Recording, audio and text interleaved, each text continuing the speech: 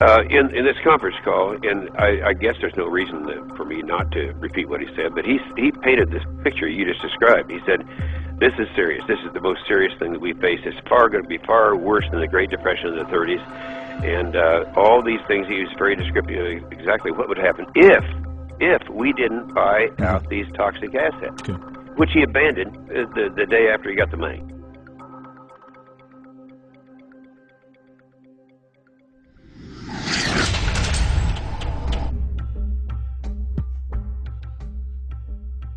Okay, here's our top story. Obama signed this 7 days ago on January 11th, 2010. And I spent a few days reading over it, checking the U.S. Code, checking the laws that it mentions, and it ties into Presidential Decision Directive 51, signed by Bush. And remember, Congress wanted to get the full Presidential Decision Directive and accompanying executive order. Would be prudent to have a plan to provide for the continuity of government and the rule of law in case of a devastating terrorist attack. The Bush administration tells us they have such a plan. But now they've denied the entire Homeland Security Committee of the United States House of Representatives.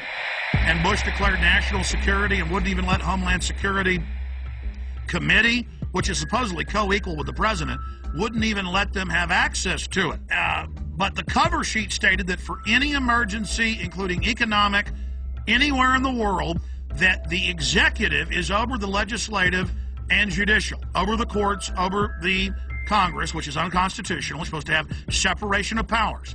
The people aren't supposed to be divided, what the government always tries to do. The government's supposed to be divided so that you can't ever get a dictatorship.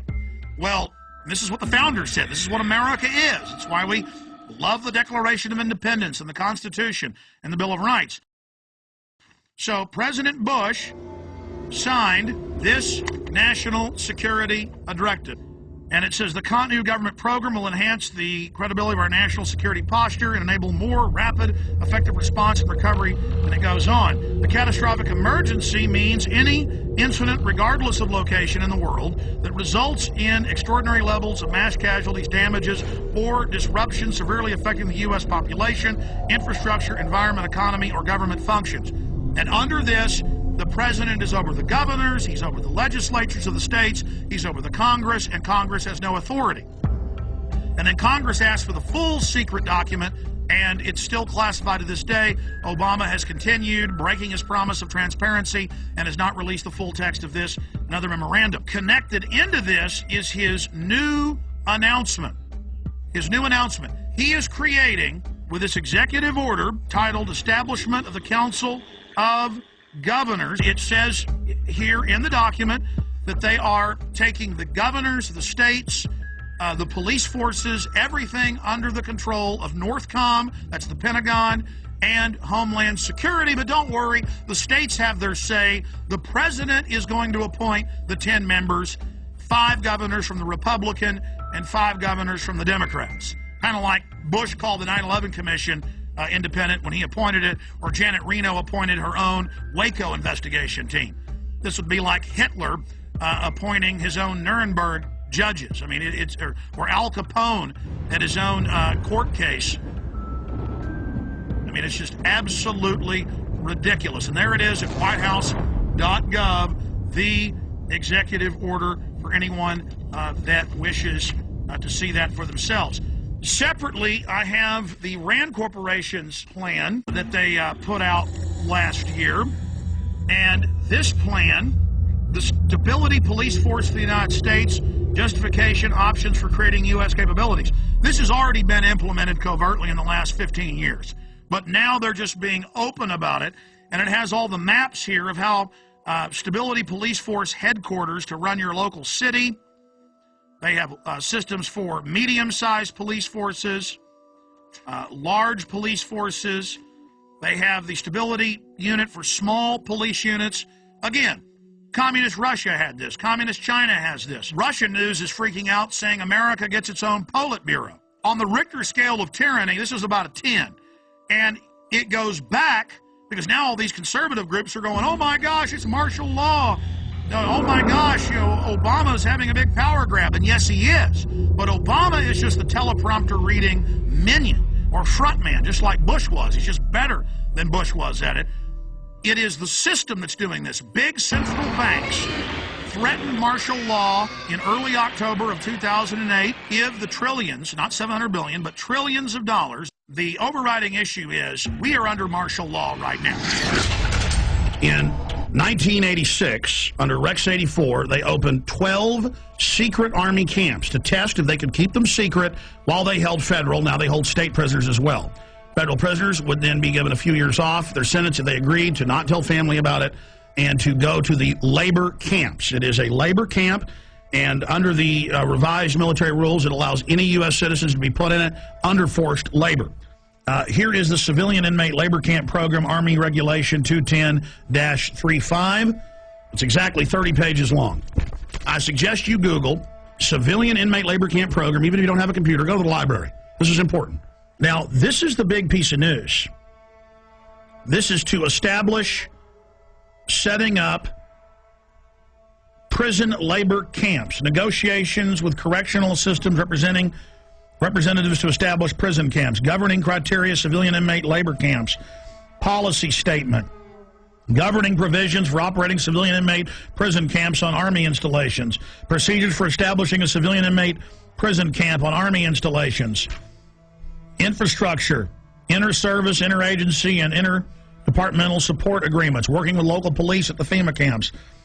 In 2002, I published my book, Descent into Tyranny. I've been covering it since '97 when it was declassified, but I put it in my book, Descent into Tyranny.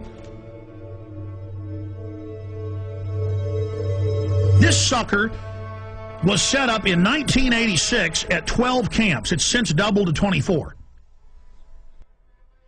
And from 86 to 97, secretly at labor camps, U.S. citizens, non-military prisoners, were worked on FEMA camps. Now, this was beta testing.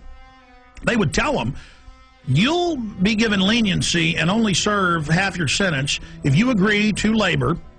The minute you don't, you'll be sent back on these military bases, but you can't tell anybody national security. See, they were testing, can we keep camps secret from local police or get them to work with us? Can we keep camps secret from the media? So for 11 years, they kept this sucker secret. Reagan, Bush, Clinton. And then Clinton declassifies it and says it's a good thing in '97, and they double the number. We had secret copies of this when I first got on air in about 95, 96, with just the cover sheet of it, and people made fun of us and didn't believe it. Then it was declassified. This is from Army.mil. So here it is, the big kahuna. This is just one section of these, training the troops, training the infrastructure, creating the larger cadres to expand the archipelago of gulags.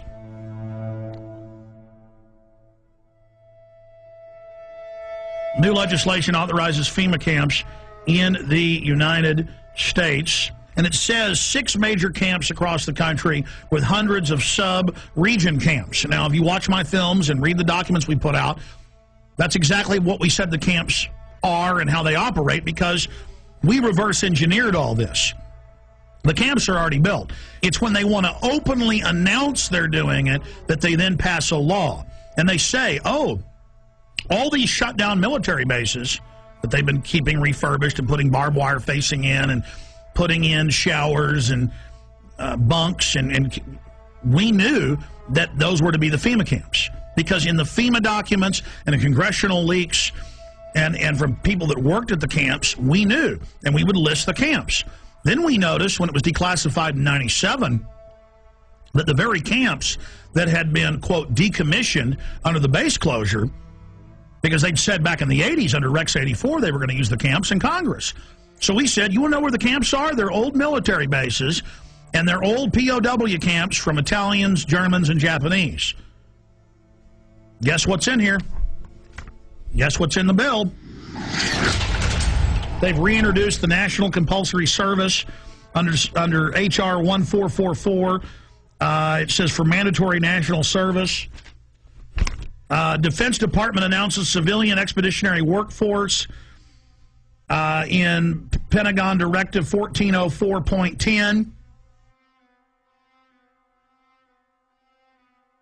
It says management retains the authority to direct and assign civilian employees either voluntarily or involuntarily or on an unexpected basis to accomplish DOD mission. So see, they're saying they're going to create a 7 million man. That was in the New York Times. The Congress said. I kept saying 1 million because Obama said as big as our army, as big as the military. That'd be 1 million people. They say 7 million now, and that they're going to draft you into this, and they'll decide, no more draft boards, if you stay here or if you go overseas.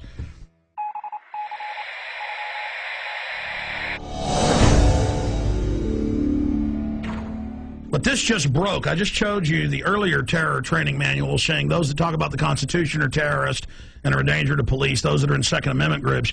Here is the MIAC strategic report, and this is 2/2009, the modern militia movement. And they mix in here people that believe there's 9 FEMA regions.